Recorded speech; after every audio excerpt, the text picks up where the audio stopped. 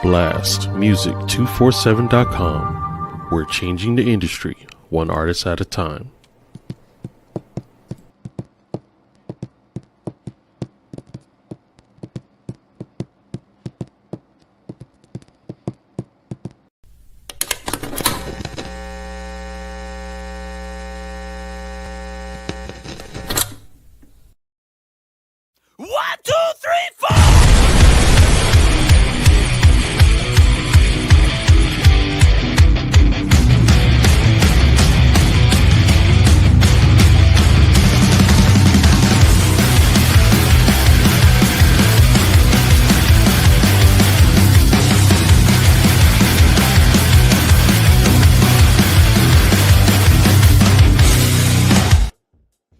Hey folks, Michael Bate from the Michael Bate Band, coming to you from Blast Music 247's Blaster Rock and Metal Podcast. Thank you so much, ladies and gentlemen, for sharing time with us this evening.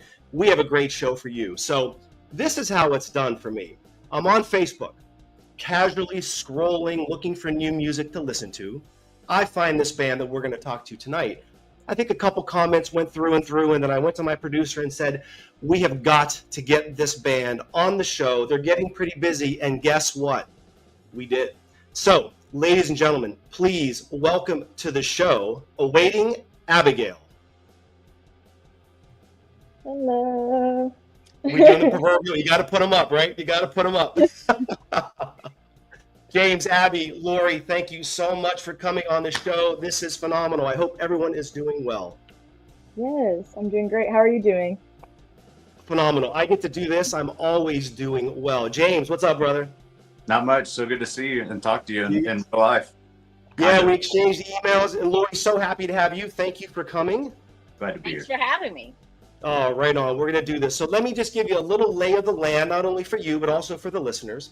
So what we typically like to do is take a trip in that way back machine and kind of talk about the genesis of the band, where you've been, what you've seen, then kind of come back to the present, talk a little bit about what you're up to now. And then the fun part is we kick that sucker into fifth gear. We go to the future and talk about what's next for the band. Now, I know you have something very, very important coming up in July. I'm not going to spill the beans, but with your permission, I'm hoping we could do sort of a re-announcement of an incredibly cool announcement that you made a while back about what's going on in July, and I'm pretty sure you know what I'm talking about. So we're going to do that a little bit later on in the show, so everyone just sit back, relax, wait for that big announcement. But if that sounds like a plan, are we in agreement? Yeah. Thumbs up? All right. Let's take a jump in that way back machine. So I'm going to start with you, James. Talk to me about the genesis of this band, the how, the why, the where, the whens, all that good stuff. Well, it kind of started back during COVID, wanting to rekindle a band from high school. And Lori and I never played together at the same time, but her and Heather and I all went to high school together. Yep. And Heather and I played in bands together, the drummer. We played in bands together since we were like 15. Started with hair rock, went heavier, and then went all the way to death metal, came out the other side, grunge type stuff. And then I eventually was in college and had to cut all my hair off, get a real job, get serious. And so I left in good graces, but so Lori came to the band after me. She plays bass guitar, but so during COVID, everybody got a new hobby, right? Or an old hobby or something, because that's what you did during COVID. And I just started playing guitar again. I literally put it down when I was 21, 22.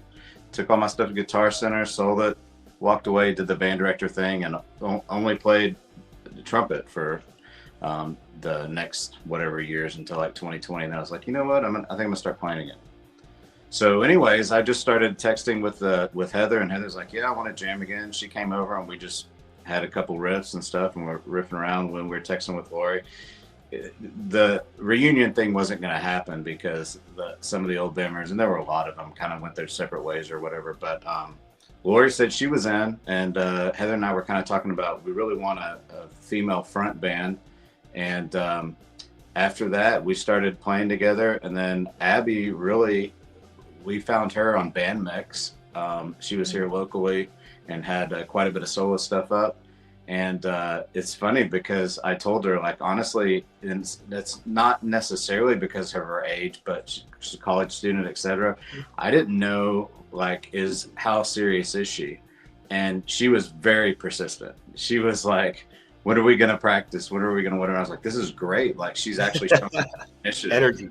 And yeah, and everybody was like, she's kind of young. She's kind of young.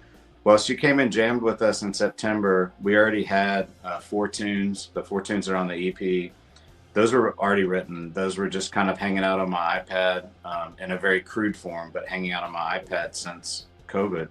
They were already pre-written, and man, she knocked them out. She did those in probably about a week each, the lyrics and the melodies, and came to practice, jammed with us one time, went right into the studio after one jam and did that EP.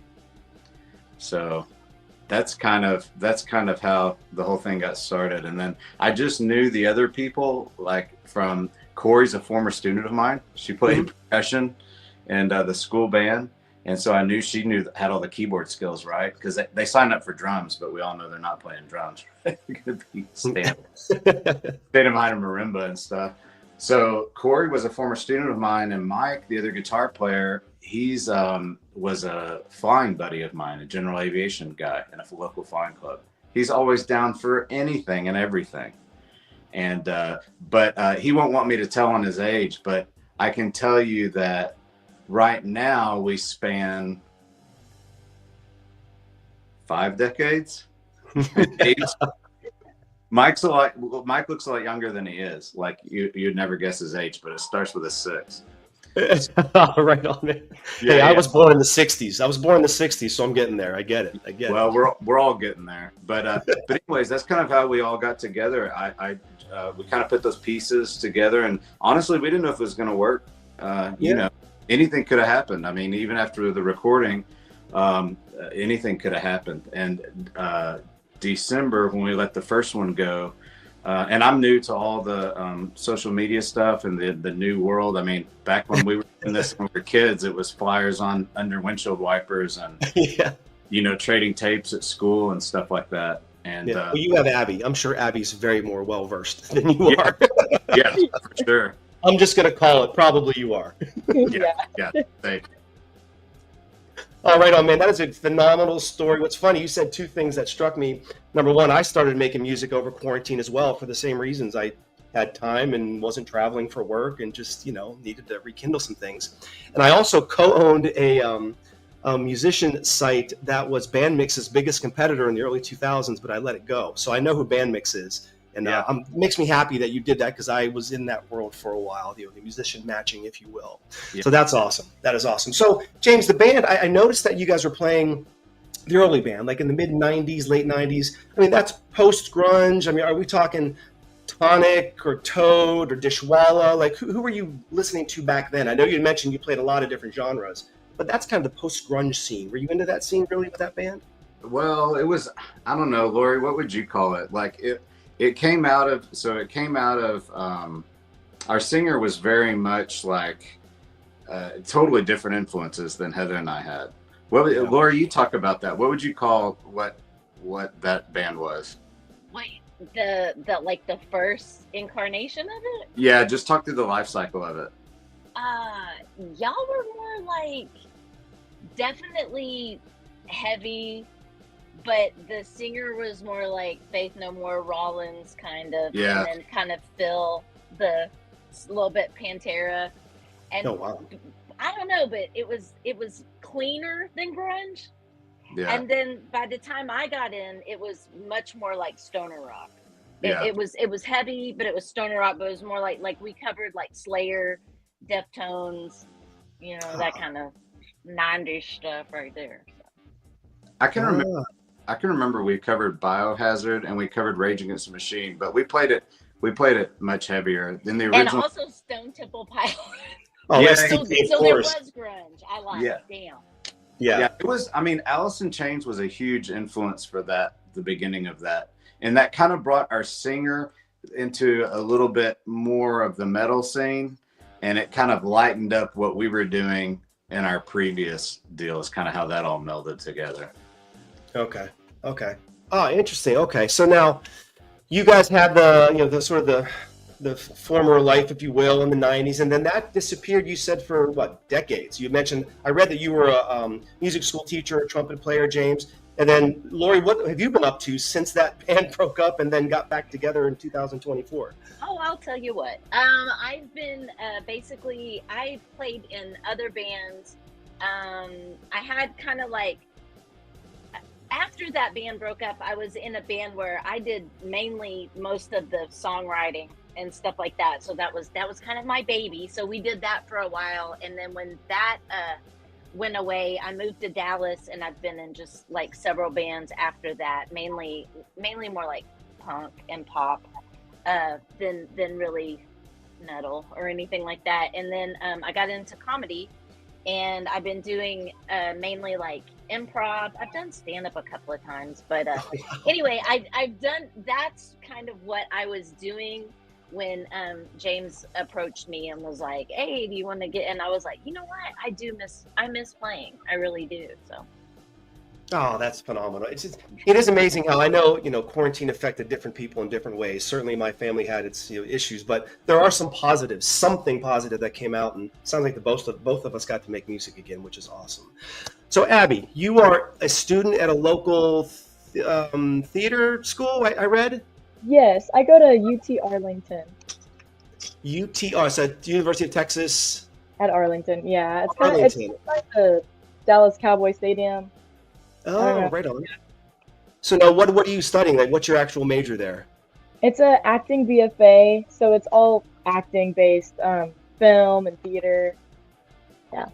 So when are you going to graduate? A couple more years? Graduating actually next semester, so in December 2025. You're graduating. Are there plans? Anything in the future? I was thinking of moving to LA to like do both music and acting. I want to definitely continue with the Awaiting Abigail, keep the legacy going. But yeah. Yeah, this is too good right now. And I have to say, I love the band name. If I could just assume, but it just sounds, obviously you were awaiting Abigail. Is that how that goes? Is that how the band name? we were struggling with the name. Like, I I'm not love even it. gonna lie. It's so clever but simple. You were literally awaiting Abigail. Right. It's funny because you can put so much meaning into it, but we literally had the music done, and we had our first gig opportunity, which was a huge first show. It was a Women in Metal showcase for the Dallas-Fort Worth area, and the promoter was so cool. Her name's Amanda, and she was like, I really want you guys on this, because she was a huge fan of Heather kept playing in bands too, the drummer. And she played in a band called Faded Grace that was real popular. And it was an all-female band, and metal, hard rock. They kind of went their separate ways before COVID. But Amanda was a really big fan of Faded Grace. And so she heard about us because there was a Facebook post where she was like, oh yeah, if we could have Faded Grace, I'd have them on this show in a second. So I just sent her a message and I said, hey, we're not Faded Grace, but we do have a new project, and Heather's the drummer. And she was like, what's your name? I was like, well, okay, so this was in September, like the recordings were done, and we're in post-production, and it was right around October 1st, and we didn't have a name. And I was literally like, guys, we've got to get a name. Like the promoter, and I told the promoter, I said, well, you can actually say that you were here for the birth of this whole thing, but you've got to help me come up with a name. So we kind of we actually wanted to use Abigail's name because we want her to be the centerpiece of attention. But Abigail's already used, it's like a Japanese death metal band. So yeah. Okay. Yeah. So it couldn't just be Abigail. So we just kind of played around with a couple words, and that's what we came up with. Rhymes. Yeah, different rhymes that go with it. It But just it worked flows out. perfectly. Awaiting, and they're both A's, awaiting Abigail. It flows very, very well. I mean, it's clever. So, kudos, gold star for that one. Thanks. Abby, growing up for you, we learned a little bit about James and Lori's influences. I mean, who are you listening to? Who are your musical influences? Yeah, I started off in pop music, which is crazy. It's a huge jump from pop to rock. But I listen to a lot of like Melanie Martinez. I don't know if you know who that is. I don't. she's like alternative pop. I listen to her, Selena Gomez, that type of stuff. Lady Gaga, I love Lady Gaga. But rock-wise, I'd say Evanescence. I love Evanescence. Me and my boyfriend saw him in concert, and we actually met his sister. She was super cool. Oh, right on. The Pretty Reckless, we do lots of covers from them. I definitely love them too. Oh, right on. Yeah, the eclectic mix. I will say, and we'll listen to it later when we get there, but one of your songs to me immediately screamed Evanescence, and you probably know which one that is. We're going to listen to it later. First thing I thought of. One of the songs that I released last year, I used them as a reference track as well. I love what they do. Absolutely love them. Troy, did we lose James? Check 1, check 2. Did we lose James for a minute? That's okay. That's okay. We could take up the slack. I promise we can do it. Okay, so talk to me about writing songs in this band. Now, Lori, were all the songs already written kind of before Abby came, or was this a collective? Tell me about the songwriting process. So it was written because they were trying to find a perfect person to write the songs. So they're kind of just getting the different options to write music. And for me, I used to work at Meals on Wheels in Houston area. So this is kind of a funny story. But I would stop and I would like write down ideas because sometimes they'll just come to me and I'm like, oh, that's a good idea. And so I would just stop in between like routes. It was super fun. So that's kind of how I did it. And then I recorded it in my little home studio in Houston because it was summertime. I didn't have college, so I was in Houston with my family.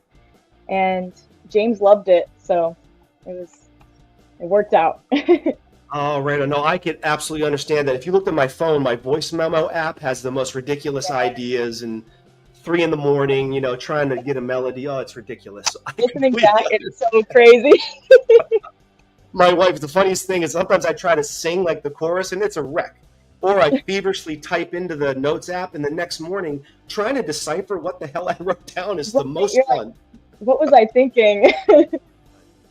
Lori, how about you? So, Lori, tell us about your songwriting style. I'm curious to know how you do this.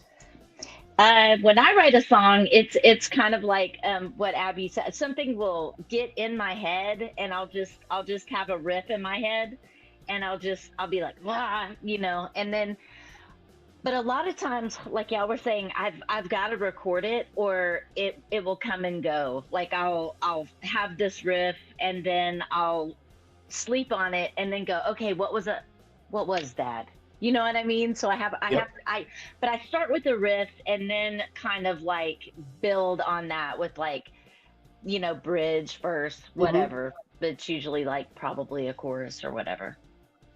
So you like to write. So this is interesting because a lot of singers like to start to write with the lyrics, where a lot of the actual musicians, not to say singers don't play as well, but musicians a lot of times like to write, guitar players, the music first and then the lyrics. Is that how you typically do it? Music first and then work with lyrics? I didn't write anything on this, so I'm not trying to no, I'm just curious. Jump or take credit or whatever. But when I do it, what was the question again? Like, do you typically start with the music always because you're not the singer? You're one of the musicians. I never think about lyrics. Never, ever, to the ever. No. Oh, right on. I mean, so you're just grooving. When there was a time that I was in a band where I was singing and playing, so I would kind of think about what I was going to be singing, but it's just always the music first. Oh, okay. James, what about you? How do you do this? So I just sit down with my guitar and start riffing around, and then something that sticks, I'll just keep playing it and kind of round it out, try to figure out what time signature it's in. If it grooves, then I'll let it stay. Kind of like a Bad Mind, like it just grooved, even though it's 7/4. It didn't, but other times it's kind of obtuse, so I'll make it fit into 4 or whatever I'm trying to do. So I would just I would just riff around, come up with riffs, then kind of put them in an order and record them onto my iPad with a drum app. Very crude, all very crude. Yeah. But it's the same way we wrote back in the day. Like the guitar players would riff something out. And, I always try to be real collaborative because I want other input. But when there's nobody else around, that's just kind of how it works, Yeah. So at the time, there was nobody else around who wrote that when I wrote that EP. And also, there's another 6 songs that are just sitting there on the iPad. We may dive into some of those. We're already kind of venturing into some different stuff, but I'm telling you, with this group of people, like, songwriting is not an issue. Like, time and our outside lives are the issue, because Lori writes, Abby writes and plays acoustic guitar, and Mike also writes, and it all sounds different. I call it the blender. Like, so I tell everybody to bring their ideas, and then we just put it in the blender, and let the blender that is Awaiting Abigail will spit it out in whatever format it does, you know.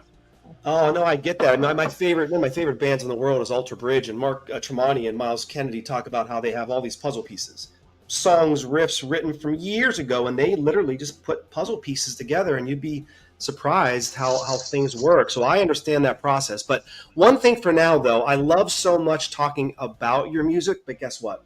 I want to listen to some. So, ladies and gentlemen, let's please play Bad Mind by Awaiting Abigail.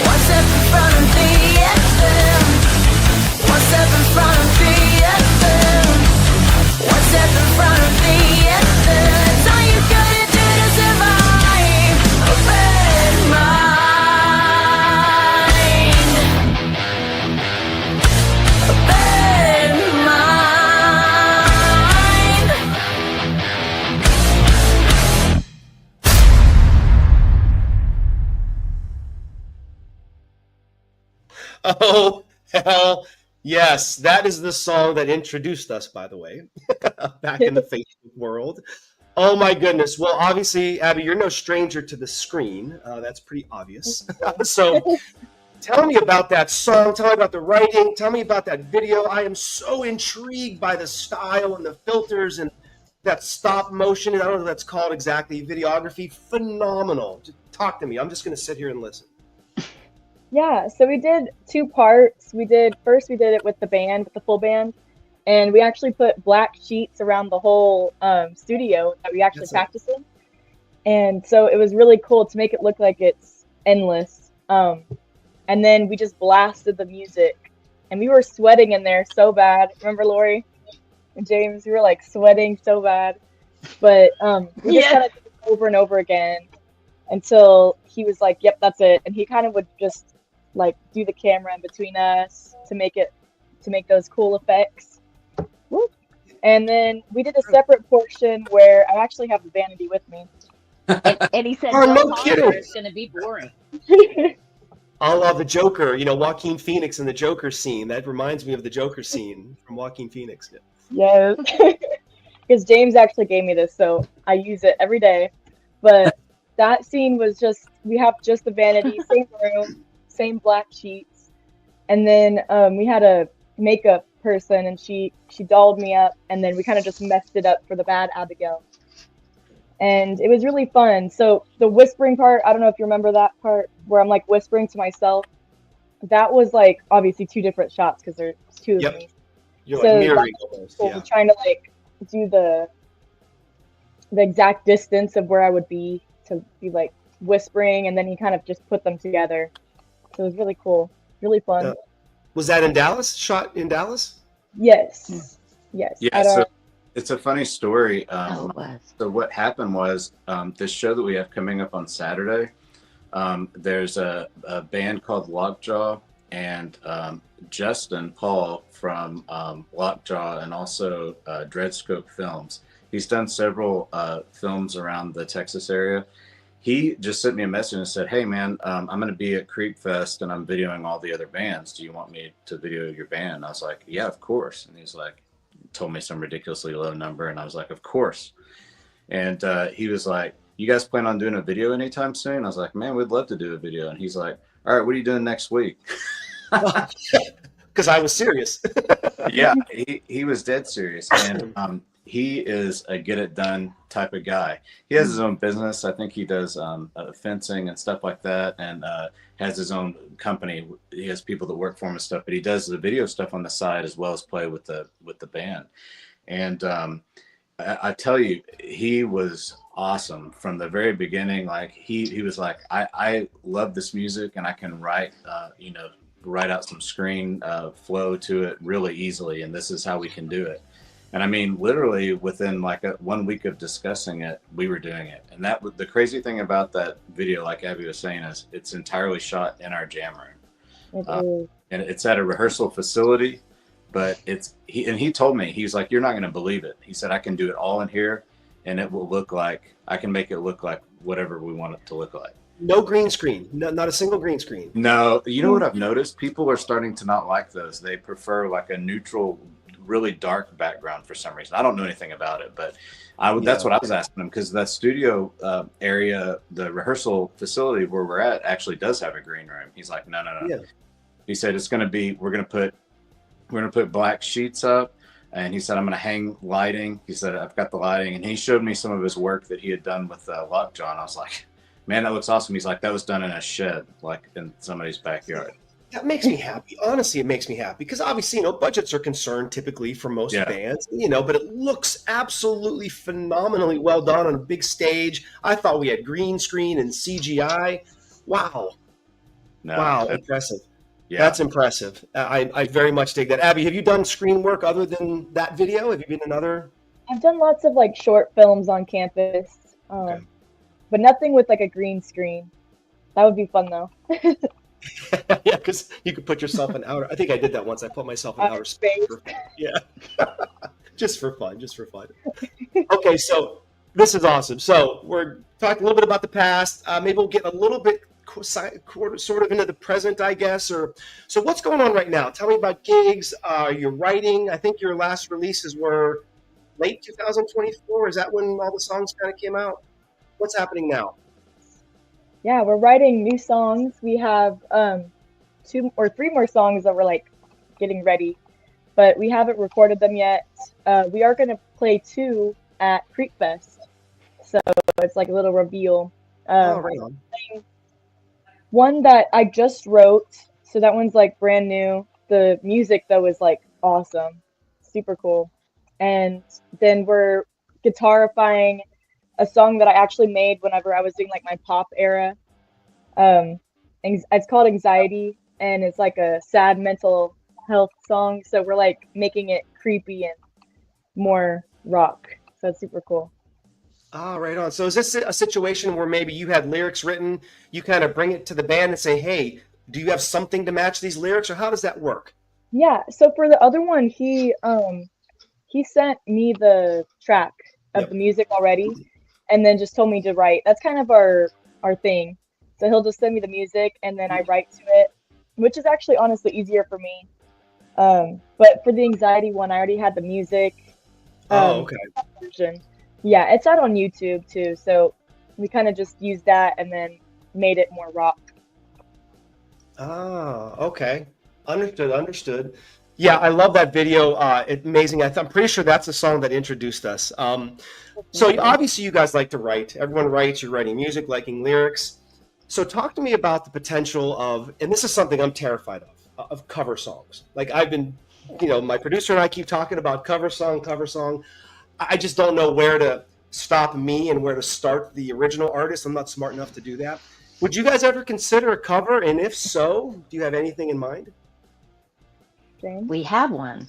Yeah, Yeah. well, I don't have any interest in ever recording a cover song, but we've probably will always play at least one, and if it's a long set, 2 cover songs live. But I don't. Maybe that'll change in the future, but I just wouldn't want to do that personally. I don't know about the other members of the band, but recording it, to me, I'd rather. And when we do play it, also, I don't really try to play it exactly like the original. We try to get close enough that like people can sing along and like we do it justice, but at the same time we kind of we're not going to change like the whole setup and everything just to make it. And we may add some stuff that's not there, we may take some stuff that's not, but yeah, I don't know that there's a lot of interest in recording a cover. Heather's done it before. She did. Do y'all remember what the song was she said that they did? Golly, I can't believe I don't remember. But she did. I don't remember. Passenger. I don't know. Oh, the artist from Irish guy, the acoustic guitar player, Passenger. No. I know who you're talking about. Actually, Yeah. that too, Yeah, I like his stuff. Yeah. I can't remember. She'd be mad at me for not remembering right now. But anyways, she's done it before. She did it with her previous band. It was good. But yeah, I don't know. I hear what you like. What are your thoughts about doing it? You said you don't. You question it. I'm terrified because I don't know. I mean, there's so many cover songs, of course, out there, and some cover songs I like, way better than the original. Sure. Talk about All Alone the Watchtower. I'm pretty sure Hendrix, does that better than Bob did. Hey Joe, that's one of the greatest cover songs in the history of music, way better than the Leaves did it, But then some covers you don't like more than the original. So I don't know exactly where that line is. Obviously, you have a line. There is that line. I don't know where the line is. So I have an idea that we might think about, but I'm just terrified of it. I don't know. I don't know what to do. Laura, how about you? I've done a cover with a previous band. It was we did God Star by Psychic TV, but we kind of did it like our vibe of it, kind of slowed it down, and I'm not gonna lie, it was pretty badass.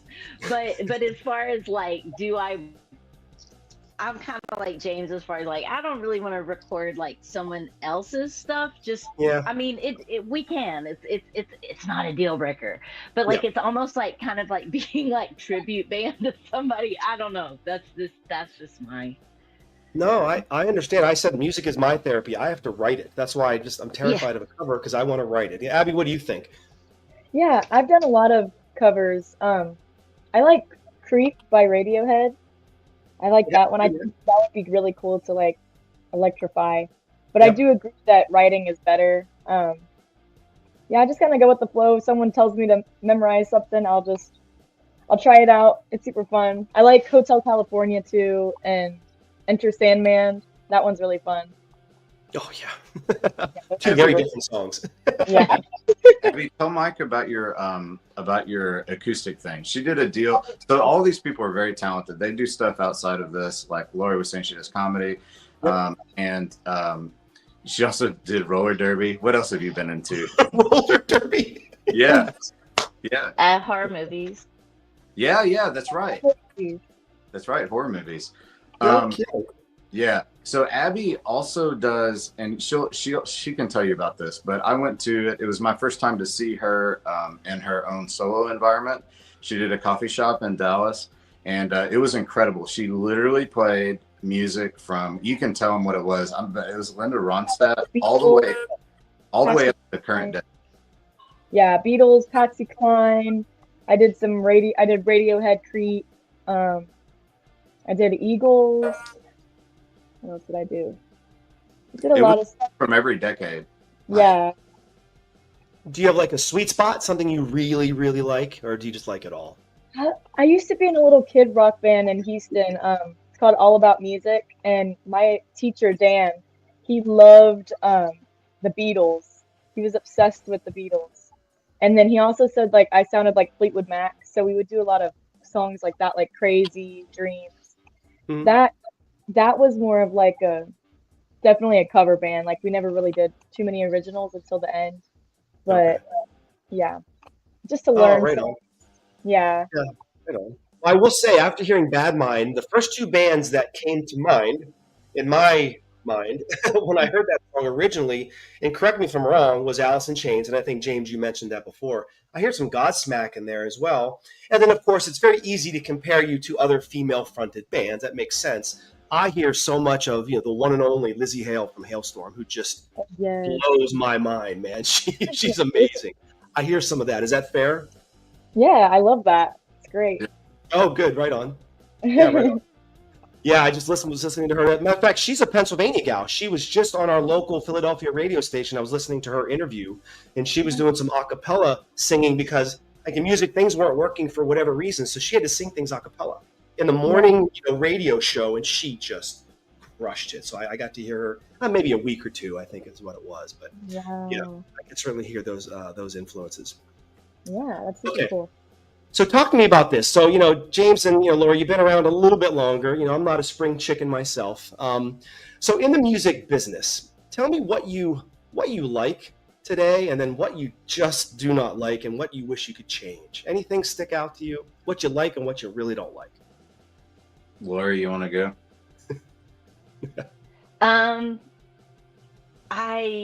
Since we're kind of getting back well, at least I can say I'm getting back into it after quite some time. I don't know what I don't like yet. What I do like is I really like that nobody smokes anymore in the venues. Like that's cool. Like I'm not I don't smell and I'm not hacking up a lung after a show. And the venues seem to be like nicer than like back in the 90s. There were some. I'm not gonna swear on your little but yeah, there were some holes, you know what I mean? And so it seems like the venues are nicer, you're not afraid to go to the bathroom, stuff like that. So like I really like that, but I don't know what I don't like yet. Yeah, Give fair me enough. some time. Yeah, no, you'll find something, I'm sure. James, what about you?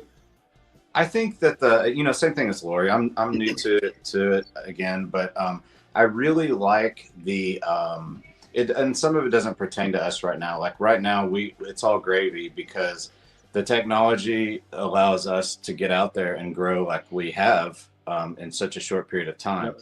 I understand at a higher level and like actually trying to make money and everything. I understand like, the Spotify situation and the streaming stuff. I understand and people have really strong opinions about it. And I totally get it because, I mean, let's face it, back in our day, we couldn't wait to get to the record store. New tape, new CD. The record store. Yeah, $5, $10, $20, whatever it costs. we were ready to pay it, and we wanted to open it and touch it. And I'm kind of still from that era. Like I still like to open stuff and touch stuff, and have so it's a double-edged sword. What I do like is for sure the independent thing. So it's nice not feeling like, and I was talking to some of the other people about this here locally, like you have so much more freedom. You don't feel like, being signed is not what it was. And like what? No. Yeah. And what is that? That doesn't even, but along with that comes a whole lot of freedom. Like I like to say that we're completely independent musically, financially, and management. Like we're just doing this all the way that we want to do it and how we want to do it. And it works great. Yeah, no, I agree. You probably didn't know this. I actually served as A&R exec for a record label for a short period of time, not too long ago, and no longer with them right now. I'm doing this kind of thing. But no, I get it. I've been on both sides, as assigned and on the other side, so I get it. Yeah. What about you, Abby? Yeah, I do like that you get to put it to streaming platforms, but I also always liked CDs. So when I was little, that's what we would use, the CD in. And so I don't know. I don't really like social media, although I am a new generation, but I don't really like it because it feels like you always have to be every single day, like posting stuff. Whereas like I've heard back in the day, like you could just go to the club and talk to people. And I like that much better, like person to person. Yeah. We spoke face to face a lot. Yeah. Right. Yeah. No other way. Behind the screen, it's like you have to pay to like promote it, to push it out. It's Yeah, we talk about the streaming. I know streaming is what it is. There's pros and cons, and this is not the forum to discuss that. But, James, Lori, excuse me, Abby, back in the day when you went and got that album, 1977, I saved up my allowance. I bought my first album ever. It was Kiss Love Gun. I opened that phone, and there's that huge stage with the fire and, the lyrics and the pictures. And, oh, my God, the albums were everything. This new generation, now they see a square on the phone. It's just, I feel awful for the new generation. I hate to say that, but I do. Yeah. Abby's she's actually kind of an old soul when it comes to social media. Right on. She's not like, it's not like you would think for the typical, I have kids that are her age, and she's very mature for her age, and she's an old soul, I think. Oh, right on. Yeah. Well, that'll fit in with all the old folks, right? That we all are. Right? Until we get fit perfectly with us old folks. Well, speaking of fitting perfectly, right now, I think is a perfect time to fit in our next song. So, ladies and gentlemen, please welcome Falling Under by Awaiting Abigail.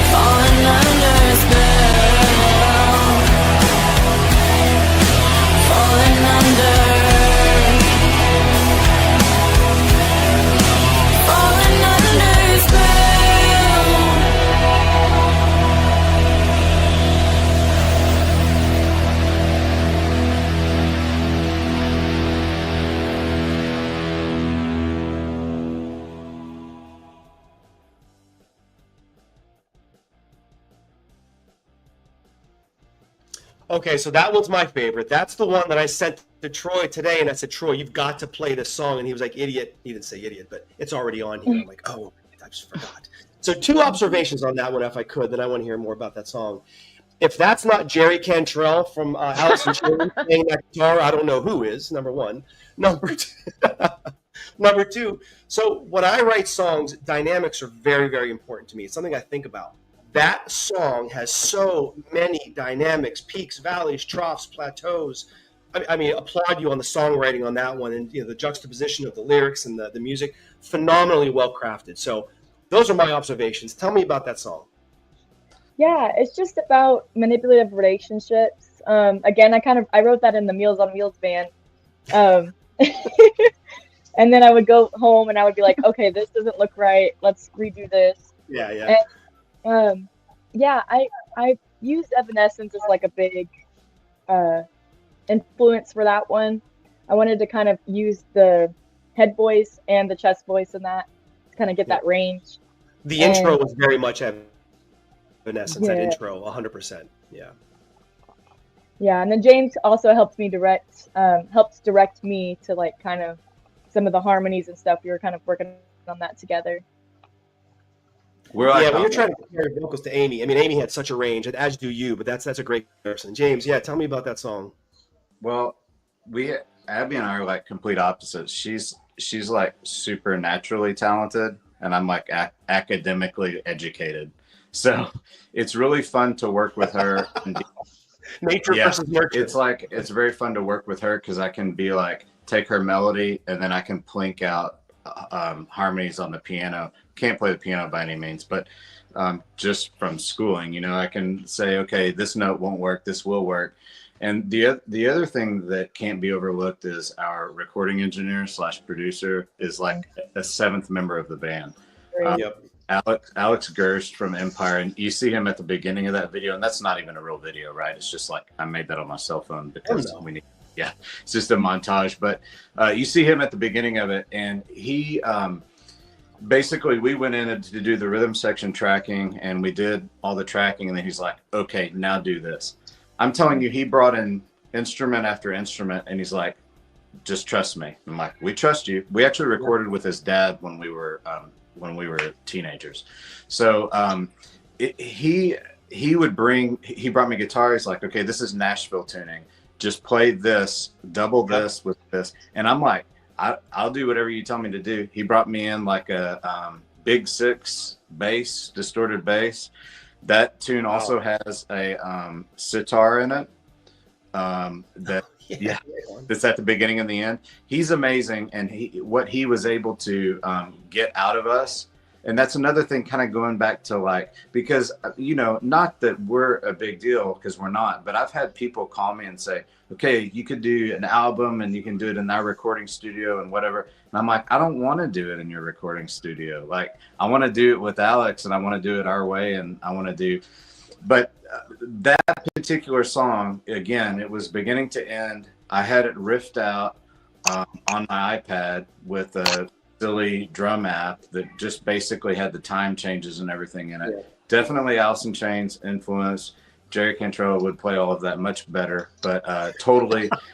When I got back into this, I picked right up where I left off, which was Dirt. And so I was that's what I was listening to at the time that I wrote that during COVID. No kidding. Yeah. The intro is really funny because the intro was not there. When I gave the track to Abby to write it, the intro was very much an afterthought that we showed up to record that song. And I was like, I really would like to put this at the beginning. What do you think, Alex? And I had brought a recording from home of just me plinking out that piano part. Mm-hmm. And I had done that. Well, it's funny because it worked so much that he didn't even have me replay it. Like I was expecting to, because after we did the rhythm tracking, we're all nerds, by the way, in the band. We're all super nerds. So like after we did the rhythm tracking, I bought Pro Tools and then started kind of incorporating that into my writing. So I went to Alex. Here's like something that I would want to do at the beginning, just this really simple piano thing with the string background. He's like, it's perfect. It's staying just like that. And I'm putting it right here.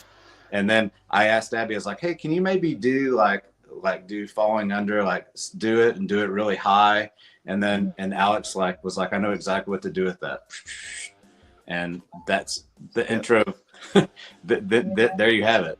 Yeah, it works perfectly. It was meant to be. No, I love that song. It's so funny that I was want to make sure that we played that. That's funny.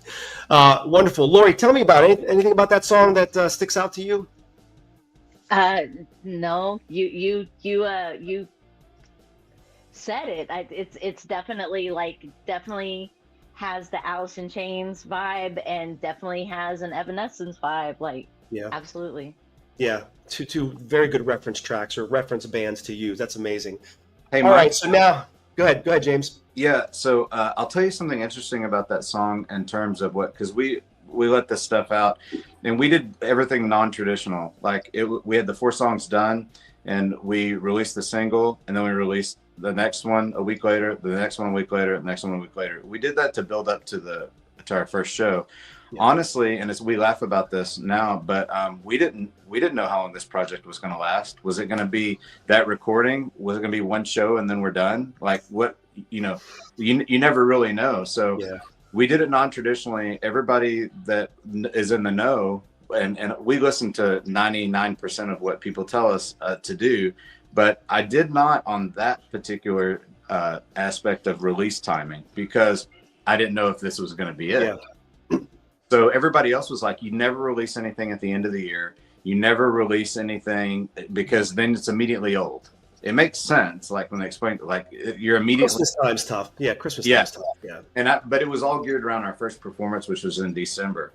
But what I wanted to tell you about that though is, so the chorus of that song where it kind of goes into double time, and it has the strings in the background. It appeals to a rock goth group genre that really pick up on that and have taken interest in us because of that song and because of that chorus. And so the reviews have been really interesting to read on all of them because, I mean, we don't know. Like we write our music and then we put it out there. Like you're too close to it, as a musician, you're too close to the project. You don't really know. You lose perspective. Yep. So it's really interesting the interest that came of that, and there were people that said that the chorus reminds them of like an 80s horror flick, or it reminds them of like the soundtrack to Stranger Things. Like, I mean, yeah. I mean, these are people that like know their music that are saying this stuff. It's not just like, and so we're like, okay, we'll take it. And what it's kind of enabled us to do is like slide into all these playing with different bands, because I mean, it's hard for them to, I mean, at the end of the day, it's all rock and roll, right? Like Billy Joel, but it's really made us kind of adjacent friendly to a lot of different. No, I love the dynamics, love that double time. It definitely drives that chorus. That was very well done, well crafted. So we're coming kind of close to the end. However, there is one very, very important action item that we need to address. If I remember correctly, you guys have a pretty big gig coming up in July in Los Angeles. And I'm like freaking out for you guys. Like, I cannot believe that you're going to say this. Please tell us about this gig at a place where like most of my favorite bands have played. Like, I'm gonna cry here. Tell us about your gig in July. So on July 19th, we're opening for LA Guns at Whiskey A Go Go on Sunset Strip. And we're so excited about it. You said that too fast. You said that way too fast. Say that slowly again. Whiskey A Go Go on July 19th, opening for LA Guns. Are you serious? Really? Yeah, it's such a slam dunk. And the thing is, because of my job, I'm able to travel, and I go to the Whiskey about 4 to 6 times a year. All right, right on. And I've been there when it's packed, and I've been there when it's not been packed, and I chat with the people there and everything, and it was just the perfect, I was kind of visiting before I really knew I had a band. Like, I thought maybe I have a band, maybe I don't. But like, I was talking to the booking guy there, Jake, and I was like, hey man, I would really love to do something here. And we're from Dallas. It would be like a, one-off deal. It'd have to like really work. I mean, there was just like some stuff that went on behind the scenes to really make that work. And I mean, opening for LA Guns in LA, like it's a slam dunk. Yeah, so people are going to be there. And you mentioned, so I know a guy named Carlos who books for the whiskey. Carlos Bates. Yeah, Carlos is helping Jake out. Like I think Jake is kind of the normal guy, main guy, and then he's just overwhelmed or like has other job stuff that he does. Yeah, right on.